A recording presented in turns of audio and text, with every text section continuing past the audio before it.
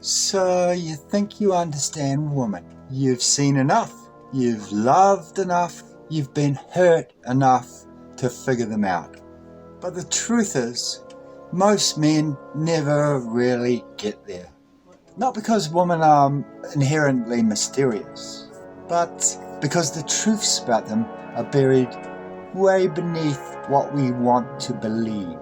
And what we want to believe is far more comforting than what reality gives us. This isn't going to be a rant. It's not about blame. It's about what's actually there. What's hiding beneath the surface. The real truth. And for that, we'll have to go to the dark corners of the human soul. The kind of places Dostoevsky spent his life exploring.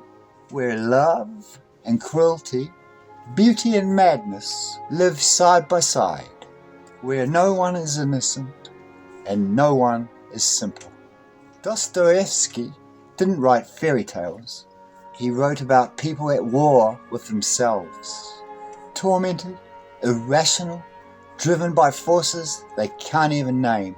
And when he wrote about women, he didn't flatter them, but he didn't demonize them either. He simply showed them as they are, not as society paints them, not as idealized saints or heartless manipulators, but as human beings caught in their own internal contradictions, just like men, but shaped by a very different kind of pain. The truth is, women don't just experience life differently, they calculate it differently. Not always consciously, but instinctively. Because for most of history, they didn't survive by force. They survived by navigating human nature, by reading emotions, leveraging attachment, vulnerability, desire. Not because they're weak, but because the world never gave them the option to be anything else. That's why, even today, women are far more attuned to emotional cues, far more aware of social dynamics, and far more capable of adjusting their persona to match what a situation demands. What you see on the outside is rarely the full story. And if you believe that what she says is always what she means, and her actions are always what they appear to be, then you are already lost.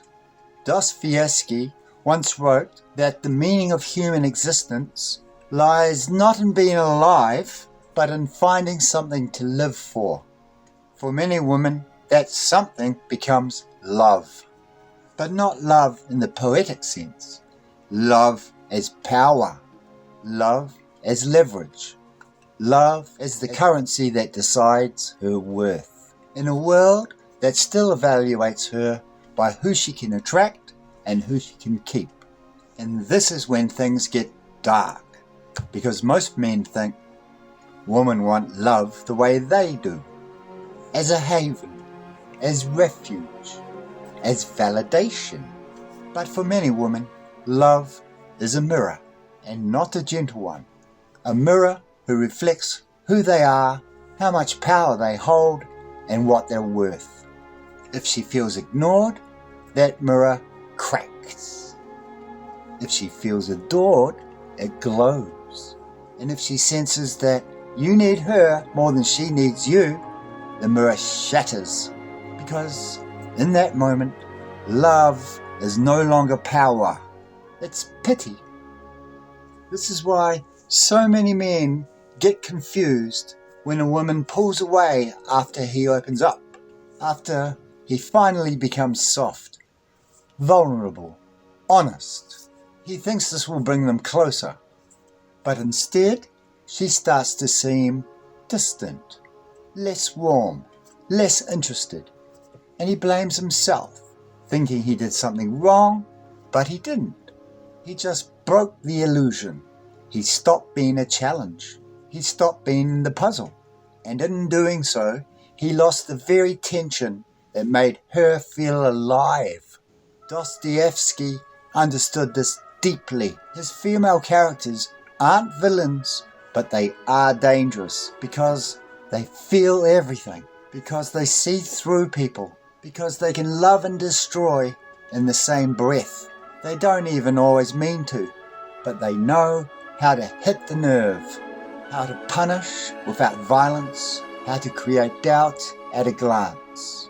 That's power, and it terrifies men who think love should be safe.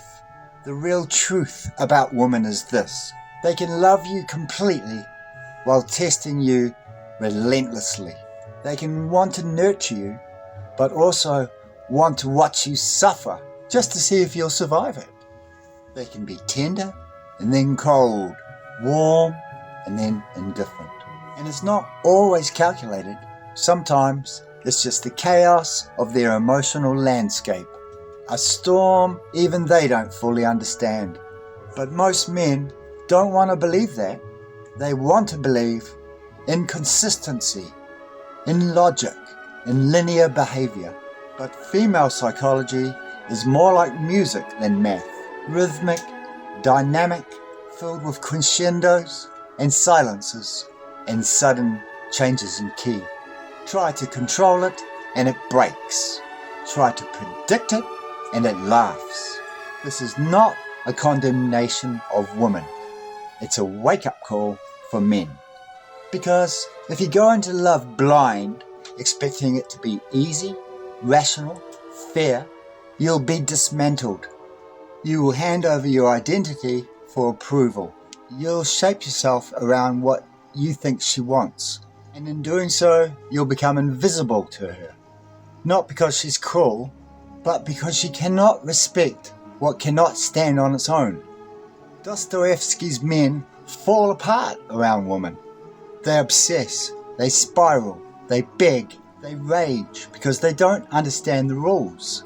They think love is about expression, but for many women, love is about containment. It's about how much of yourself you can hold back. It's not how loudly you say, "I love you." It's about how stoically you endure not knowing whether she loves you back. And here's the hardest truth of all.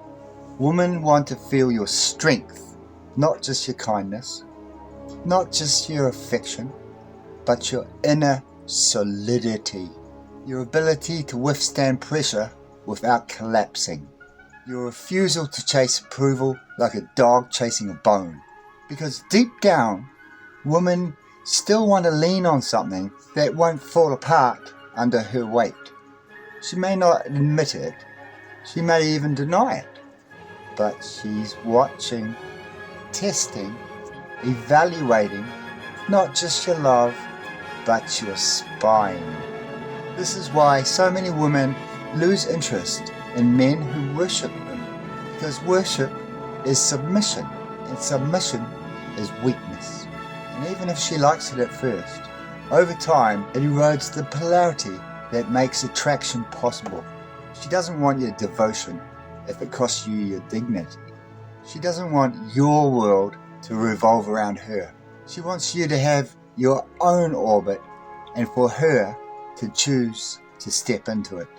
That's why men who suffer the most in love are not the cold ones, or the distant ones, or the selfish ones. It's the sensitive men, the open-hearted ones, the ones that gave everything, who thought love meant sacrifice, who thought if they just proved how deeply they care, it would be enough.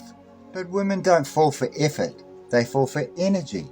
And energy comes from mystery, tension, distance. Not too much, but just enough to keep her reaching, just enough to keep her wondering if she really has you. Dostoevsky wrote about that torment, about men who craved love but resented needing it, about women who could love you and ruin you in the same sentence. Not because they're evil, but because they're human and complex and broken, just like you. The real truth about women is that they are both fragile and ruthless, gentle and cunning, compassionate and calculating. And pretending otherwise, it's just a waste of everybody's time. If you want to love a woman, Not the fantasy, not the projection, but the real thing, you have to first accept her shadow. The parts of her that manipulate, that test, that punish, that don't always know what they want. And then you must meet that shadow with your own. You don't become powerful by avoiding pain. You become powerful by confronting it, by knowing that you could collapse, but you don't. That you could become soft and spineless, but you choose strength. And that strength, more than anything, is what she feels in her bones. Not your words, not your declarations, but your presence, your restraint, your silence in the face of chaos, your ability to love her without needing her. That's what makes a man unforgettable. And that's what makes a woman fall. Not because she's been conquered, but because she's finally met someone who cannot be shaken. That's the real truth. Not easy, not romantic, but real. And that's the only kind of truth worth knowing.